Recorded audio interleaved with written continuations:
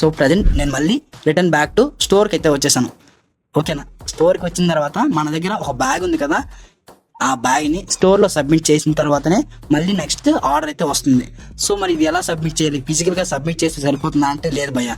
ఇక్కడ మన దగ్గర ఉన్న బ్యాగ్ని స్టోర్ లోపల ఇచ్చిన తర్వాత అక్కడ ఒక సెక్యూరిటీ ఉంటారు, అక్కడ ఒక స్కానర్ ఉంటుంది, దాన్ని స్కాన్ చేసేస్తే అప్పుడైతే మనకి ఇలాంటి వెయిటింగ్ ఫర్ న్యూ ఆర్డర్ అని కనిపిస్తూ ఉంటుంది. ఓకేనా, ఇలా మనకి స్టోర్లో డిమాండ్ బట్టి ఒక్కొక్క స్టోర్లో బ్యాక్ టు బ్యాక్ డిమాండ్ అయితే ఉంటుంది, బ్యాక్ టు బ్యాక్ ఆర్డర్స్ అయితే వస్తాయి. కొన్ని స్టోర్లో కాస్త లేట్ అయితే ఉంటుంది. సో నెక్స్ట్ ఆర్డర్ పడడానికి నాకు ఒక 3 to 4 minutes అయితే పట్టింది.